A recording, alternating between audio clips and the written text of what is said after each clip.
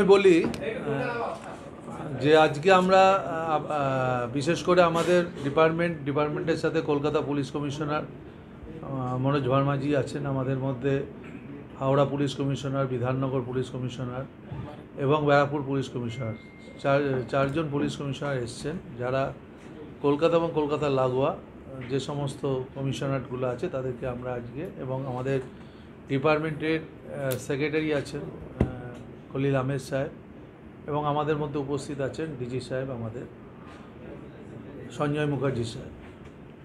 তা আমরা মূলত আপনারা দেখেছেন যে কলকাতা শহরে দুটো বস্তি ফায়ার দুদিন অন্তর পর হয়েছে, এবং তার আগেও কিছু কিছু ফায়ার হয়েছে, এবং ফায়ারগুলো যখন হয়েছে তার সাথে সাথে আমরা দ্রুততার সাথে সেগুলো নিভিয়েছি। যদিও এই ফায়ারগুলোতে কোনো বড় ক্যাজুয়ালিটি নেই, কোনো রকম ইনজুরি নেই কিছু, কিন্তু তা সত্ত্বেও আমরা এটা মনে করেছি যে এই সার্ভিসটা যাতে আমাদের আরও ভালো করে যাতে কিছু কীভাবে করা যায়, তার জন্য আজকে আমরা একটু পুলিশের সাথে ডিপার্টমেন্টের আমাদের ডাইরেক্টরও এখানে আছেন, স্পেশাল সেক্রেটারি আছেন, এবং সমস্ত ডিওফোদের নিয়ে আমরা একটা সমন্বয় মিটিং করলাম।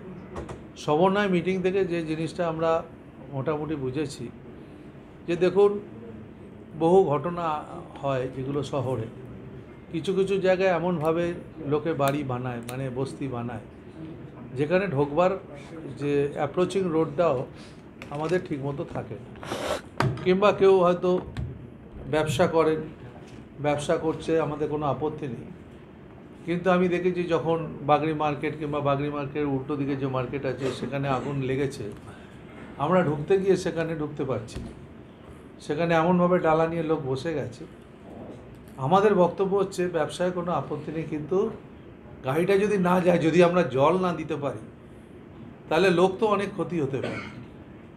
সেই জন্য আমরা আজকে কতগুলো ডিসিশান আমরা আজকে নিয়েছি, আরও বেশি করে যাতে ভালো করে মনিটরিং করা যায়, ভালো করে সবার সাথে লিয়াজও মেনটেন করে পুলিশ এবং দমকল একসাথে মিলে যৌথভাবে আমরা যাতে এই কাজগুলো করতে পারি। এমনকি বস্তিতেও যারা বসবাস করে সেখানকারও যারা ছেলেরা থাকে, তারাও অনেক সময় আমরা দেখেছি যে একটা জায়গায় যখন কোনো আগুন লেগেছে সেই বস্তির লোকেরা বালতি মগ সব নিয়ে তারা নেমে পড়ে, প্রাথমিকভাবে সবাই চেষ্টা করে।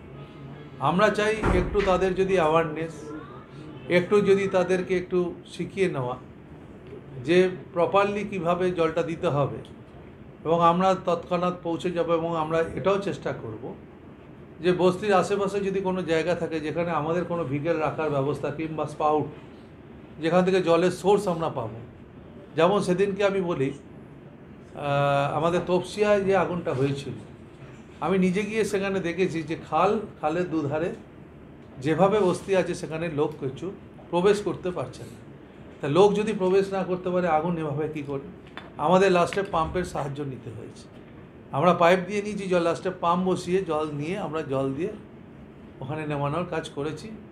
তা আমরা মনে করি এই সমস্ত জায়গাগুলো, বিশেষ করে পুলিশ, আমরা প্রায়শই মিটিং আমরা করব।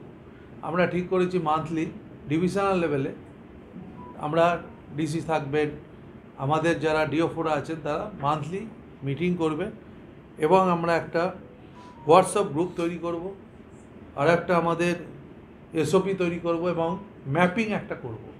ম্যাপিংটা হলে কি সুবিধা আমাদের হবে, আমাদের যে বস্তিগুলো কোথায় কি আছে ম্যাপিং, এবং তার সাথে সাথে অডিট। আমরা অডিট এই শব্দটা বলছি না, আমরা অ্যাওয়ারনেস বলছি।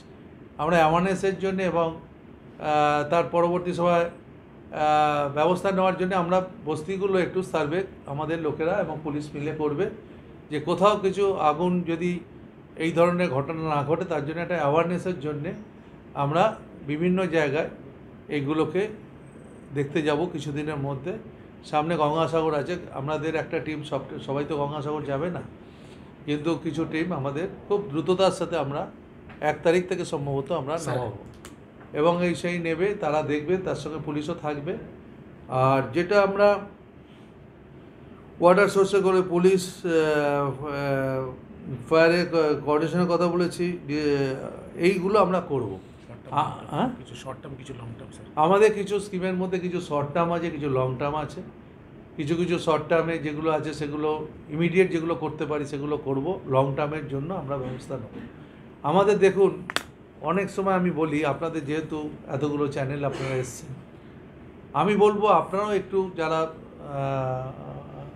টিভিতে দেখান, এই যে আপনারা অনেক সময় বলে গাড়িতে দেরিতে যাচ্ছে, গাড়িতে কিন্তু দেরিতে যায় না। আমাদের লোকেরা কিন্তু খবর পাওয়ার সাথে সাথেই কিন্তু চেষ্টা করে তারা পৌঁছাবার, তারা কিন্তু জীবন বাজি রেখে তারা আগুন নেবায়। এবং আপনারা জানেন আমাদের লোকেরা ফেয়ারলি প্লেসের ওখানে ওই রেলে যখন আগুন হয়েছিল, 6টা লোক তাড়াতাড়ি করবার জন্য 6টা লোক ওই লিফটে উঠে পড়েছিল বলে 6টা লোক আমার মারা গেছিল।